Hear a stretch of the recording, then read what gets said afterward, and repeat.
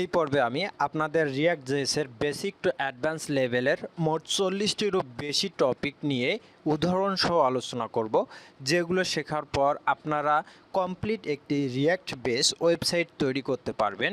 চলুন কথা না বাড়িয়ে আমরা সরাসরি দেখে আসি কী থাকছে আমাদের এই রিয়াক্ট টিউটোরিয়ালটিতে।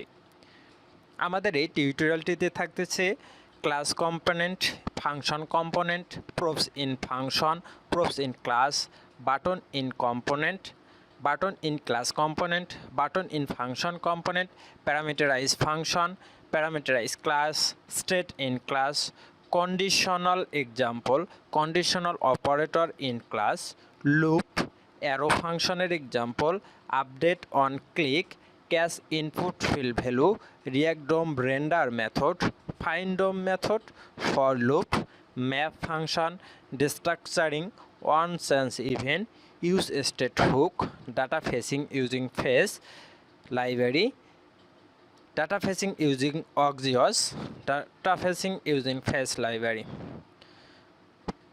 FAQs, toggle button, table, use রেফের ব্যবহার, রিয়াক্ট বুটস্ট্র্যাপের ব্যবহার, Bootstrap table with filtering, React life cycle, custom hook, use context, toast, dynamic title, filter, use রিডিউসারের ব্যবহার, মডেলের ব্যবহার, লগ ইন এবং রেজিস্ট্রেশনের ব্যবহার, সর্বশেষ আমরা কিভাবে আমাদের ওয়েব পেজটিকে অথেন্টিকেট করব তার ব্যবহার। আমরা এই প্রজেক্টটিকে আমাদের লোকাল মেশিন নেওয়ার জন্য এই ইউটিউবের ডেসক্রিপশনের দেওয়া গিটহাব লিঙ্কে ক্লিক করলে আপনারা এই পেজে চলে আসতে পারবেন। এখান থেকে আপনারা কোড সেকশনে গিয়ে ডাউনলোড জিপ অপশন করে ফাইলগুলোকে ডাউনলোড করে আপনার লোকাল কম্পিউটারে নিতে পারবেন, কিংবা এই ওয়েবসাইটটিকে ক্লোন করেও আপনার প্রজেক্টে নিতে পারবেন। এই প্রজেক্টটি রান করার জন্য আমাদের কি কি রিকোয়ারমেন্ট দরকার বা কি কি সফটওয়্যার দরকার। প্রথমত আমাদের একটি ভিএস কোড সফটওয়্যার দরকার হবে, যেটি আপনারা এই লিঙ্কে ক্লিক করে ডাউনলোড করে নিতে পারবেন। দেন আমাদের নোট জেএস একটি সফটওয়্যার দরকার হবে, যেটি আপনারা এই লিঙ্কে ক্লিক করে ডাউনলোড করে নিতে পারবেন। Then React developer tool extension for Google এবং ফায়ারফক্স ইডিজিই এর ব্রাউজারের জন্য আপনারা এই এক্সটেনশনটা ডাউনলোড করে নিতে পারবেন। কিভাবে আমরা এনভায়রনমেন্ট সেট আপ করবো, প্রথমে আমাদের ইনস্টল নোটজেসকে ইনস্টল করতে হবে এবং এই নোটজেসটা সম্পূর্ণভাবে ইনস্টল হয়েছে কিনা সেটা চেক করার জন্য আমাদের কমান্ড প্রম্পট থেকে নোট আন্ডারস্কোর ভি অথবা নোট ডাবল আন্ডারস্কোর ভার্সন দিয়ে আমরা হিট করলে যদি আমাদের ভার্সনটা শো করে তাহলে বুঝতে পারবো নোটজেস আমাদের সম্পূর্ণরূপে কমপ্লিটলি ইনস্টল হয়েছে। এরপর আমরা দেখব কিভাবে আমরা এই টেমপ্লেটটিকে ইউজ করব। অর্থাৎ প্রথমে আমাদের এই কোডগুলোকে ক্লোন করে নিতে হবে আমাদের লোকাল মেশিনে। ক্লোন করার জন্য এখান থেকে আপনারা কোড সেকশনে গিয়ে এখানে ডাউনলোড জিপ করে নিতে পারবেন, কিংবা এখান থেকে গিট ক্লোনও করে নিতে পারেন। 2 নম্বরে ক্লোন করার পর আপনারা রুট ফোল্ডারের মধ্যে npm install _force দিয়ে ইন্টারপ্রেস করবেন। দেন npm স্টার্ট অর্থাৎ ইনস্টল কমপ্লিট হলে এরপর আপনারা কমান্ড লাইনের মধ্যে npm স্টার্ট দিবেন।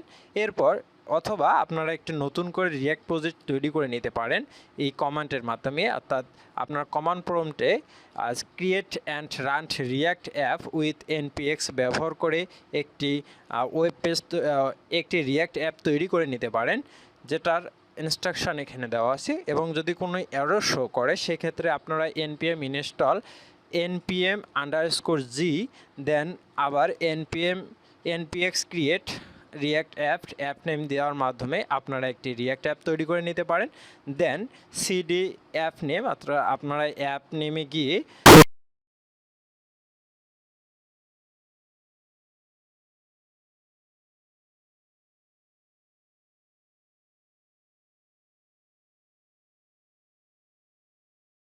যেখানে আপনারা একটি সোর্স ফোল্ডার এবং একটি পাবলিক ফোল্ডার দেখতে পারবেন। এখানে পাবলিক ফোল্ডারে আমাদের কিছু ইমেজ থাকবে অর্থাৎ লোগো থাকবে যেটা পাবলিকলি অ্যাক্সেসিবল, এবং এই ক্ষেত্রে আমাদের যে মেইন ফোল্ডার সেটা হচ্ছে সোর্সের ভিতরে আমরা প্রথমে index.js-এ ভিজিট করব। index.js ফাইলটি আমাদের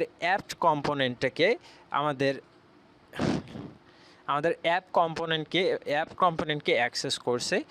এখান থেকে আমরা অ্যাপ কম্পোনেন্টে চলে যাব। দেন অ্যাপ কম্পোনেন্টের মধ্যে আমরা দেখতে পাচ্ছি যে অ্যাপ একটি ফাংশনাল কম্পোনেন্ট। এখান থেকে রিয়াক্ট ব্রাউজার, এখানে আমরা দেখতে পাচ্ছি ব্রাউজার রাউটার। দেন ব্রাউজার রাউটারে নিচে ফুটার অংশ, যেটা হচ্ছে প্রত্যেকটি পেজের ক্ষেত্রে আমাদের ফুটার অংশটা দেখতে পাবো, এবং ব্রাউজারের রাউটারের ভেতরে নেভিগেশন অপশন এবং মাই রাউটার অপশন দেওয়া আছে। এবং নেভিগেশন অপশনে যদি আমরা দেখি তাহলে এখানে আমরা একটা নেভিগেশন দেখতে পারবো, যেখানে আমাদের নেভিগেশনটা হ্যান্ডেল করা হয়েছে, যেটা আপনারা এখানে ব্রাউজারের মধ্যে দেখতে পারবেন।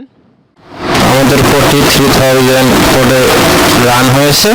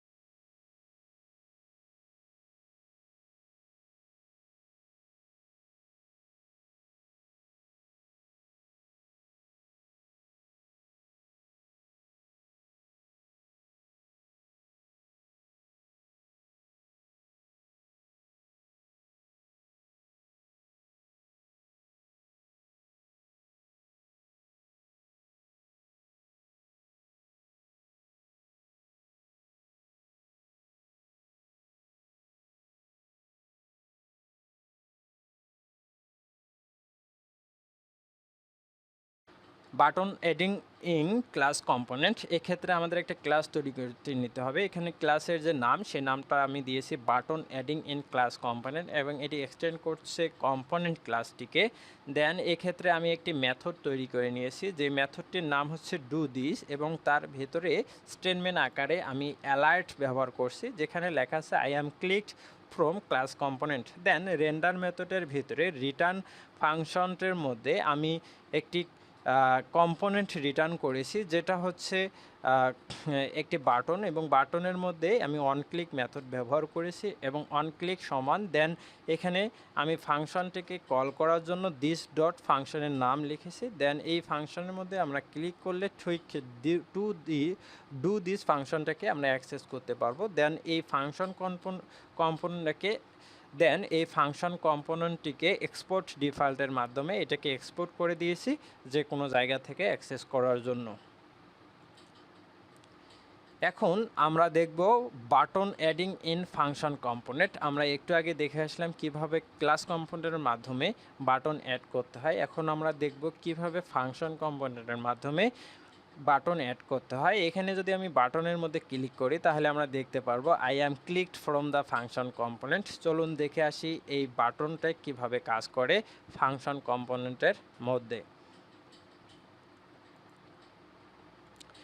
এক্ষেত্রে আমি একটি কম্পোনেন্ট তৈরি করে নিয়েছি, ফাংশন কম্পোনেন্ট, যে ফাংশনটির নাম হচ্ছে button adding in function component example. এবং এই ক্ষেত্রে আমি রিটার্ন মেথডের ভেতরে একটি বাটন তৈরি করে নিয়েছি, দেন এবং বাটনের ভিতরে একটি অন ক্লিক মেথড অ্যাপ্লাই করেছি, এবং অন ক্লিকের ভেতরে থার্ড ব্র্যাকেটের মধ্যে সেকেন্ড বন্ধনীর মধ্যে ডু দিস ফাংশনটিকে কল করে নিয়েছি, এবং এইখানে ফাংশন কিওয়ার্ডের মাধ্যমে আমি একটি ফাংশনের ভেতরে আরেকটি নেস্টেড ফাংশন তৈরি করে নিয়েছি, যার নাম হচ্ছে ডু দিস, এবং যার স্টেটমেন্ট হিসাবে আমি একটি অ্যালার্ট দিয়েছি, যেই অ্যালার্টের ভ্যালু হিসাবে থাকবে I am clicked from the function component. এবং অবশেষে আমি এই ফাংশন কম্পোনেন্টটিকে এক্সপোর্ট করে দিয়েছি এখান থেকে হোম ডট জেএস ফাইল থেকে অ্যাক্সেস করার জন্য। এখন আমরা দেখব কিভাবে একটি প্যারামিটারাইজ ফাংশন তৈরি করা যায়। আমরা এর আগে যে দুইটা এক্সাম্পল দেখে আসলাম, অর্থাৎ একটি হচ্ছে ক্লাস কম্পোনেন্টের মধ্যে ফাংশন, একটি হচ্ছে ফাংশন কম্পোনেন্টের মধ্যে ফাংশন। এখন আমরা দেখব কিভাবে একটি ফাংশন কম্পোনেন্টের মাধ্যমে আমরা প্যারামিটারাইজ ফাংশনকে কল দিতে পারি। এখানে যদি আমরা এক্সাম্পল দেখি, প্যারামিটারাইজ ফাংশনকে যদি কল দেই তাহলে এই ক্ষেত্রে অ্যালার্টের মাধ্যমে আমাদের বলে দিচ্ছে যে আই অ্যাম প্যারামিটারাইজ ফাংশন। দেন চলুন আমরা দেখে আসি কিভাবে এই প্যারামিটারাইজ ফাংশনটাকে ব্যবহার করতে হয়। প্যারামিটারাইজ ফাংশন এক্সাম্পল, এই ক্ষেত্রে আমি একটি ফাংশন কম্পোনেন্ট তৈরি করে নিয়েছি, যার ভেতরে আর একটি ফাংশন তৈরি করে নিয়েছি যার নাম হচ্ছে ডিসপ্লে। এই ডিসপ্লের ভেতরে একটি প্যারামিটার ইউজ করেছি টেক্সট, যেটি হচ্ছে একটি ভ্যালু রিসিভ করবে বা টেক্সট রিসিভ করবে। সেই রিসিভ টেক্সটটাকে আমি অ্যালার্টের মধ্যে পাস করে দিয়েছি। এখন রিটার্ন মেথডের মধ্যে আমি একটি ট্যাগ নিয়েছি ডিপ, সেই ডিপ ট্যাগের মধ্যে একটি বাটন তৈরি করেছি, সেই বাটনের মধ্যে একটি অন ক্লিক মেথড ব্যবহার করেছি। এবং এক্ষেত্রে আমাদের যে মেইন টার্গেট হচ্ছে আমরা কিভাবে ভ্যালু পাস করব কোনো একটা বাটনের মধ্যে ক্লিক করার পর। এক্ষেত্রে ওয়ান ক্লিক মেথডের আমরা মেথডের নাম দিয়েছি, এবং ভ্যালু পাস করার জন্য আমাদের ডট বাইন্ড মেথডটি ব্যবহার করতে হবে, এবং এর ভ্যালু হিসাবে আমাদের বা আর্গুমেন্ট হিসাবে আমাদের প্রথম যে প্যারামিটারটা বা আর্গুমেন্টটা সেটা দিতে হবে দিস, এবং পরে সেটা হচ্ছে আমাদের টেক্সট বা মেসেজকে আই অ্যাম প্যারামিটারাইজ ফাংশন, এখান থেকে আমি এই ভ্যালুটা পাস করে দিয়েছি, এবং এইখান থেকে ডিসপ্লে ফাংশনটা এই ভ্যালুটা রিসিভ করে সেটা অ্যালার্টের মধ্যে প্রদর্শন করছে। এবং সর্বোপরি এই প্যারামিটারাইজ ফাংশনটাকে আমি এক্সপার্ট ডিফল্ট করে দিয়েছি হোম ডট জেএস নামে ফাংশন থেকে অ্যাক্সেস করার জন্য। এরপর আমরা দেখব কিভাবে প্যারামিটারাইজ ক্লাস এক্সাম্পল, অর্থাৎ আমরা একটু আগে দেখে আসলাম যে প্যারামিটারাইজ ফাংশন আমরা ফাংশন কম্পোনেন্টের মাধ্যমে কিভাবে ব্যবহার করব। এখন আমরা দেখব প্যারামিটারাইজ ফাংশনটাকে কিভাবে ক্লাস কম্পোনেন্টের মাধ্যমে ব্যবহার করব। আমরা এখানে যদি বাটনের মধ্যে ক্লিক করি তাহলে আমরা এখানে দেখতে পাচ্ছি যে আই অ্যাম প্যারামিটারাইজ ক্লাস। চলুন দেখে আসি এটা কিভাবে কাজ করে।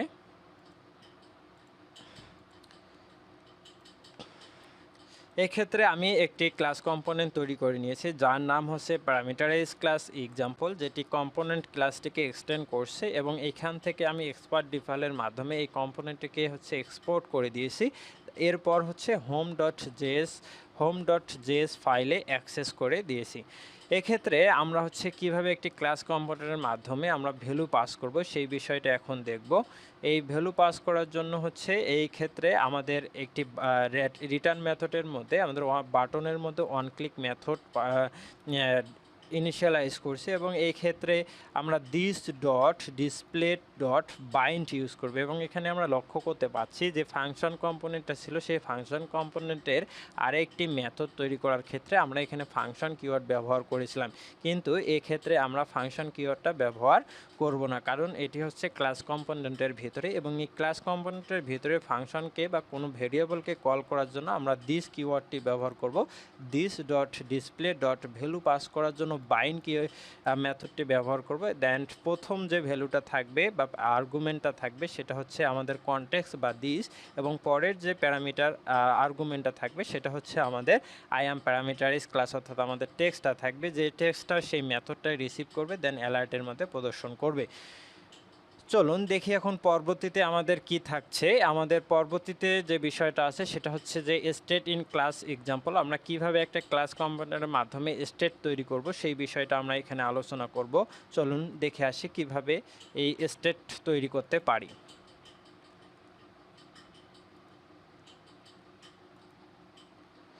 এই ক্ষেত্রে আমাদের ক্লাস কম্পোনেন্টের মধ্যে স্টেট তৈরি করার ক্ষেত্রে আমাদের প্রথমে একটি ক্লাস তৈরি করে নিতে হবে। ক্লাস তৈরি করার জন্য আপনারা একটি কিওয়ার্ড ব্যবহার করতে পারেন, অর্থাৎ ক্লাস কম্পোনেন্টের মধ্যে আমাদের স্টেট তৈরি করার ক্ষেত্রে আমাদের প্রথমে একটি ক্লাস কম্পোনেন্ট তৈরি করে নিতে হবে। এখানে আমি একটি ক্লাস কম্পোনেন্ট তৈরি করে নিয়েছি যার নাম হচ্ছে স্টেট ইন ক্লাস এক্সাম্পল, যেটি এক্সটেন্ড করেছে কম্পোনেন্ট ক্লাসটিকে। অ্যান্ড এই ক্লাস কম্পোনেন্টের ভেতরে আমি একটি কনস্ট্রাক্টর তৈরি করে নিয়েছি যার ভেতরে আমি সুপার মেথডটাকে কল করে দিয়েছি এবং স্টেট তৈরি করার জন্য যে বিষয়টা সেটা হচ্ছে আমাদের দিস কিওয়ার্ড ব্যবহার করে ডট স্টেটকে কল করতে হবে, দেন এর ভ্যালু সেট করে দিতে হবে। এক্ষেত্রে ভ্যালু হিসেবে আমরা অ্যারে দিতে পারি, ডিকশনারি দিতে পারি এবং সিঙ্গেল ভ্যালু দিতে পারি। এই ক্ষেত্রে যে স্টেটটা আমি তৈরি করেছি এক্ষেত্রে একটির ভেতরে আমি আরেকটি অ্যারে বা মাল্টিপল অ্যারে এরকম সবগুলো কম্বিনেশন করে একটি স্টেট তৈরি করছে যেন আপনারা একটির মাধ্যমে সবগুলো ব্যবহার করতে পারেন।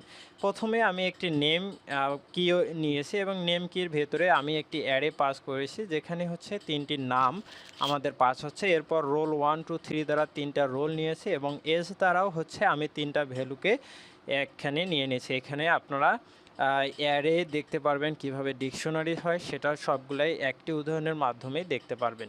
এখন র্যান্ডার মেথডের ভেতরে আমরা সেই স্টেটটাকে কিভাবে ব্যবহার করব, এই ক্ষেত্রে আমাদের এখানে আমরা স্টেট তৈরি করা দেখলাম কিভাবে স্টেট তৈরি করতে হয়। এখন আমরা দেখব কিভাবে স্টেটের ভ্যালুটাকে রিসিভ করতে হবে, অ্যাক্সেস করতে হয়। তাহলে আমরা অ্যাক্সেস করার জন্য রিটার্ন মেথডের ভেতরে আমরা নেমকে অ্যাক্সেস করার জন্য আমাদের অবশ্যই দিস কিওয়ার্ডটি ব্যবহার করতে হবে, this dot state dot name, অর্থাৎ নেমকে অ্যাক্সেস করার জন্য নেম, এবং নেমের ক্ষেত্রে আমরা একটা অ্যারে চালিয়েছিলাম। সেই অ্যারেটার প্রথম ভ্যালুকে অ্যাক্সেস করার জন্য এখানে 0 1 2 দ্বারা হচ্ছে আমরা নামটাকে অ্যাক্সেস করছি এবং this dot state dot role দ্বারা রোল এবং এসকে হচ্ছে আমরা সেভাবেই অ্যাক্সেস করে নিয়েছি। তারপর হচ্ছে আমরা এই কম্পোনেন্টটাকে এক্সপোর্ট ডিফাল করে দিয়েছি অর্থাৎ হোম ডট জেএস ফাইল থেকে অ্যাক্সেস করার জন্য। চলুন দেখে আসি এরপর আমাদের কি থাকতেছে। এখন হচ্ছে আমরা দেখতে পাচ্ছি কন্ডিশনাল এক্সাম্পল। কন্ডিশনাল এক্সাম্পলের ক্ষেত্রে এই ক্ষেত্রে হচ্ছে আমাদের কন্ডিশনাল কিভাবে, অর্থাৎ একটা কন্ডিশনের ওপর ভিত্তি করে আমাদের ভ্যালুগুলো চেঞ্জ হবে। এখানে যদি আমি ক্লিক করি তাহলে আপনারা দেখতে পাচ্ছেন এখানে নেম রোল এবং এস এই তিনটা ভ্যালুই চেঞ্জ হয়ে যাচ্ছে।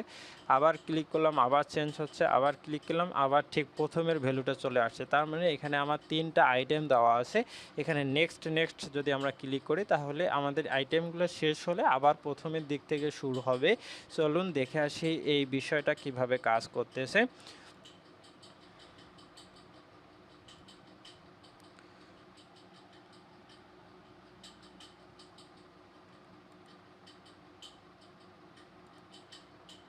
কন্ডিশনাল এক্সাম্পল, এই কন্ডিশনাল এক্সাম্পলটা দেখানোর জন্য আমি একটি ক্লাস কম্পোনেন্ট তৈরি করে নিয়েছি, যার নাম দিয়েছি কন্ডিশন এক্সাম্পল, এবং যেটি এক্সটেন্ড করছে বরাবরের মতোই কম্পোনেন্ট ক্লাসটিকে। এবং এই ক্ষেত্রে স্টেট তৈরি করার জন্য আমি একটি কনস্ট্রাক্টর তৈরি করে নিয়েছি, এবং তার ভিতরে কনস্ট্রাক্টরের ভিতরে সুপার মেথডটাকে কল দিয়েছি। এবং স্টেট তৈরি করার জন্য আমি এখানে স্টেট তৈরি করে নিয়েছি ইনিশিয়াল অবস্থায়, অর্থাৎ দিস ডট স্টেট। এখানে আমি নেম, রোল এবং এস এবং এন অর্থাৎ কাউন্ট করার জন্য এখানে এনটা আমি এখানে ইনিশিয়ালাইজ করে নিয়েছি। এবং এই ক্ষেত্রে হচ্ছে আমরা রেন্ডার মেথড ব্যবহার করছি। রেন্ডারের ভেতরে রিটার্নের ভেতরে এখানে হচ্ছে একটি ট্যাগের ভেতরে আমি নেম এবং নেম দিয়ে হচ্ছে আমি স্টেট থেকে দিস ডট স্টেট ডট নেমকে অ্যাক্সেস করে নিয়েছি, দেন রোলকে অ্যাক্সেস করছি।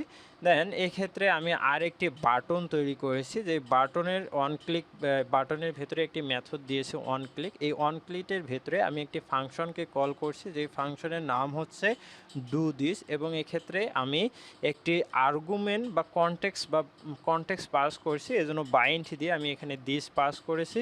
এবং এই ডু দিস ফাংশনটা এখানে আমি প্রথমে স্টেটের ভ্যালু 2 চেক করেছি, যে স্টেটের ভ্যালু যে এন আছে এনটা 2-এর বড় কিনা। কেননা ওখানে আমরা লাইভ এক্সাম্পলে দেখতে পারলাম যে যখন আমাদের টোটাল আইটেম ছিল 3টি, 2টা শেষ হলে আমরা পরবর্তীতে আবার পুনরায় নতুন করে অর্থাৎ শুরু করতে পারি। অর্থাৎ কেননা আমরা লাইভ এক্সাম্পলে দেখতে পেলাম এখানে টোটাল আইটেম ছিল 2টি, যখন আমাদের নেক্সট আইটেম শেষ হয়ে যাচ্ছিলো আবার শুরু থেকে আমাদের চলে আসছিল। সেই বিষয়টাকে আমরা সেট আপ করার জন্য এখানে ইফ এলস কন্ডিশন ব্যবহার করছি। অর্থাৎ প্রথম অবস্থায় যদি আমাদের স্টেটের ভ্যালুটা 2-এর থেকে বড় হয়, তাহলে আমাদের ইনিশিয়াল অবস্থা অর্থাৎ প্রথমে যে ভ্যালুগুলো আছে সেই ভ্যালুগুলো স্টেটের মাধ্যমে আমরা স্টেট মেথডের মাধ্যমে স্টেট সেট করতে পারি। এবং এই ক্ষেত্রে যদি এনের মান 1 হয় সেক্ষেত্রে আমি আলাদা একটা ভ্যালু সেট করতে পারি। দেন স্টেটের মান যদি 2 হয় সেক্ষেত্রে আমি আলাদা কিছু ভ্যালু সেট করতে পারি, এবং অন্যথায় আমি প্রথম যে ভ্যালু আছে সেই ভ্যালুটাকে সেট করতে পারি। এইভাবে আমি কন্ডিশনের উপর ভিত্তি করে স্টেটের ভ্যালুগুলোকে চেঞ্জ করে দিয়েছি। আর এটা আপনারা আপনাদের মতো করে ভ্যালুগুলোকে চেঞ্জ করে স্টেটের মাধ্যমে এক্সাম্পলগুলো দেখতে পারেন। এবং সর্বশেষ এই কন্ডিশন এক্সাম্পল যে ক্লাস কম্পোনেন্টটা আছে সেটাকে এক্সপোর্ট করে দিয়েছি home.js ফাইল থেকে অ্যাক্সেস করার জন্য আপনাকে সেই ট্যাগ নেমটা এখানে ইউজ করতে হবে, এবং ওপরে সেই ফাইলটিকে রিকোয়ার করে দিতে হবে বা ইনিশিয়াল করতে হবে, অর্থাৎ ইম্পোর্ট, এবং ওপরে এই ফাইলটিকে ইম্পোর্ট করে দিতে হবে। তাহলে এখন আমরা দেখব condition if else in class component, অর্থাৎ এই কিভাবে আমাদের ইফ এলস ক্লাস কম্পোনেন্টের মাধ্যমে কাজ করে। এখানে আমরা দেখতে পাচ্ছি please click this button below, অর্থাৎ নিচের বাটনটিকে ক্লিক করতে বলছে। দেখি আমরা ক্লিক করি কি হয়। ক্লিক করার পর সে এখানে প্রদর্শন করলো বাটন ইজ ক্লিকড। দেন আবার ক্লিক করি, বাটন ইজ আনক্লিকড। দেন আবার ক্লিক করি, বাটন ইজ ক্লিক। তাহলে চলুন দেখে আসি আমরা কিভাবে এই বাটন ইজ ক্লিকড একটি বাটনের মধ্যে ক্লিক করলে কিভাবে সেটি বাটন ইজ ক্লিকড এবং বাটন ইজ আনক্লিকড প্রদর্শন করে, সেই বিষয়টা দেখে আসি। সেটা দেখার জন্য আমি একটি ক্লাস কম্পোনেন্ট তৈরি করে নিয়েছি, যার নাম হচ্ছে condition if else in class, এবং যেটি ক্লাস কম্পোনেন্টকে এক্সটেন্ড করছে। এবং এখানে স্টেট তৈরি করার জন্য আমি একটি কনস্ট্রাক্টর তৈরি করছি এবং সুপার মেথডকে কল দিয়েছি, এবং এখানে একটি স্টেট তৈরি করেছি যার টেক্সট নামে এখানে please click this button below এবং এন সমান 1 ইনিশিয়ালাইজ করে দিয়েছি। এবং এই ক্ষেত্রে রেন্ডার মেথডের ভেতরে রিটার্নের মধ্যে আমি একটি কম্পোনেন্টকে রিটার্ন করেছি, এবং এই ক্ষেত্রে প্রথম যে h1 ট্যাগের ভেতরে আমি টেক্সটটাকে দিস ডট স্টেট ডট টেক্সটটাকে ডিসপ্লে করছি, এবং নিচে একটি বাটন দিয়েছি। বাটনের মধ্যে অন ক্লিক মেথডের মধ্যে আমি ডু দিস ফাংশনটিকে কল করছি, এবং কল করার ক্ষেত্রে এক্ষেত্রে আমি একটি অ্যারে পাস করে দিয়েছি, যার value button is clicked, button is unclicked এবং 1 এবং 2 এই ভ্যালুগুলো আমি অ্যারের মধ্যে পাস করে দিয়েছি একটি বাটনের মধ্যে। এবং এই ডু দিস এখান থেকে ক্লিক করলে আমাদের এই ডু দিস ফাংশনটি কাজ করবে। এক্ষেত্রে আমরা স্টেট ডট এন যদি 1 হয় তাহলে এক্ষেত্রে স্টেটের ভ্যালুটা আমরা যে অ্যারে আছে অ্যারের ঠিক 3 নম্বর পজিশনে যে ভ্যালুটা আছে সেই ভ্যালু, অর্থাৎ এই ক্ষেত্রে যে 1 2 এই বিষয়গুলো এখানে এনের মান সেট করে দিয়েছি, এবং 01 অর্থাৎ button is click, button is unclicked ভ্যালুগুলো এখানে সেট করে দিয়েছি। এটা হচ্ছে কন্ডিশনগুলো আপনারা আপনাদের মতো ইউজ করবেন। এখানে জাস্ট আমি দেখিয়েছি যে কিভাবে একের অধিক ভ্যালু একটি ফাংশনের মধ্যে পাস করা যায় এবং এটা কিভাবে স্টেটে সেট করা যায় এবং স্টেটকে কিভাবে এটাকে রিসেট করা যায় সেই বিষয়টা আপনারা এখান থেকে শিখতে পারবেন। এবং এক্ষেত্রে সর্বশেষ আমি condition if else in class যে ক্লাস কম্পোনেন্টটি আছে সেটাকে এক্সপোর্ট করে দিয়েছি home.js ফাইল থেকে অ্যাক্সেস করার জন্য।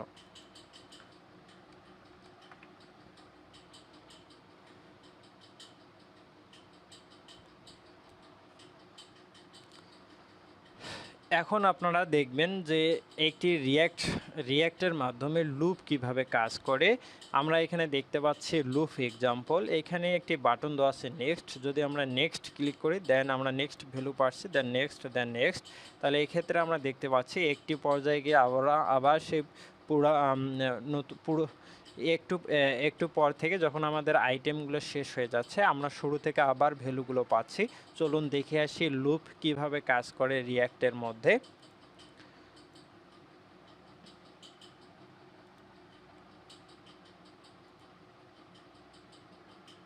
Loop example. এক্ষেত্রে আমি একটি ক্লাস কম্পোনেন্ট তৈরি করে নিয়েছি এবং ক্লাসের যে নাম দিয়েছে সেটা হচ্ছে লুপ এক্সাম্পল এবং বরাবরের মতো একটা কনস্ট্রাক্টর তৈরি করে নিয়েছি, সুপার মেথডকে কল করে দিয়েছি এবং স্টেট তৈরি করে নিয়েছি, স্টেটের কিছু ভ্যালু। এবং এই ক্ষেত্রে হচ্ছে যে বিষয়টা আমরা এখানে কিভাবে লুপ তৈরি করব, লুপ তৈরি করার জন্য রেন্ডার মেথডের ভিতরে রিটার্নের মধ্যে আমি একটি ট্যাগকে রিটার্ন করে দিয়েছি যেখানে হচ্ছে নেমকে স্টেট থেকে নেমকে ডিসপ্লে করেছি, রোলকে ডিসপ্লে করেছি এবং এসকে ডিসপ্লে করেছি এবং একটি বাটন নিয়েছি। বাটনের ভেতরে ওয়ান ক্লিক মেথডের মধ্যে ডু দিস ফাংশনটিকে কল করেছি এবং এই ফাংশনটার ভ্যালু পাস করেছি একটি 2 ডাইমেনশনাল অ্যারে। এক্ষেত্রে 2 ডাইমেনশনাল অ্যারে পাস করছি এবং এই ক্ষেত্রে ডু দিস ফাংশনটিকে আমি অ্যাক্সেস করছি এখান থেকে এবং কন্ডিশন চেক করছি, অর্থাৎ এটাকে আবার পুনরায় ঘোরানোর জন্য। অর্থাৎ যদি n এর মান আমাদের 2-এর থেকে বেশি হয় স্টেটের ক্ষেত্রে সেটা হচ্ছে আমাদের প্রথম ভ্যালুটা প্রদর্শন করবে। অন্যথায় এখানে আমরা যে বিষয়টা দেখব সেটা হচ্ছে আমরা কিভাবে লুপ ব্যবহার করব। লুপের মধ্যে আমরা ফর ব্যবহার করব, then let i = 0, i <3, i++। অর্থাৎ লুপের ভেতরে 3টি স্টেটমেন্ট থাকে। ফর লুপের ভেতরে প্রথম যে স্টেটমেন্ট সেটা হচ্ছে ইনিশিয়ালাইজেশন, পরের যেটা সেটা হচ্ছে যে কন্ডিশন এবং শেষে যেটা হচ্ছে আপডেট, কাউন্টার আপডেট অর্থাৎ ইনক্রিমেন্ট এবং ডিক্রিমেন্ট ব্যবহার করি। ফর লুপটা মূলত কাজ করে প্রথমে ইনিশিয়াল ভ্যালু i = 0 আসে, দেন কন্ডিশন চেক করে i এর মান যে 3, অর্থাৎ 3 থেকে 0 যদি কম হয় তাহলে নিচের স্টেটমেন্টগুলো কাজ করবে, আর যদি কন্ডিশনটা মিথ্যা হয় তাহলে নিচের স্টেটমেন্টগুলো কাজ করবে না। দেন এই নিচের স্টেটমেন্টে আসার পর এখানে আমরা ইফ দ্বারা একটি কন্ডিশন চেক করে নিয়েছি। দেন এই ক্ষেত্রে আমি আরও একটি নেস্টেড ফর লুপ ব্যবহার করে ভ্যালুগুলোকে সেট করে নিয়েছি, কেননা এটি একটি মাল্টি ডাইমেনশনাল বা 2 ডাইমেনশনাল অ্যারে ছিল। এবং এই ক্ষেত্রে আমাদের যে ফর লুপটা কাজ করে সেটা আপনারা আগে থেকেই জানেন। পরবর্তীতে হচ্ছে পরের যে ভ্যালু পরবর্তীতে i = 0 কাজ করার পর i এর মানে 1 বৃদ্ধি করবে, দেন ইনিশিয়াল ভ্যালুটা কাজ করবে না। এখন এই আপডেট বা ইনক্রিমেন্ট ডিক্রিমেন্ট ভ্যালুটাকে একটি করে ভ্যালু আপডেট করবে এবং কন্ডিশন চেক করবে। যতক্ষণ পর্যন্ত এই কন্ডিশনটা সত্য থাকবে ততক্ষণ পর্যন্ত এই লুপটা কাজ করবে। অর্থাৎ ফর লুপ আমরা দেখলাম কিভাবে রিয়্যাক্টের মাধ্যমে ব্যবহার করতে হয়।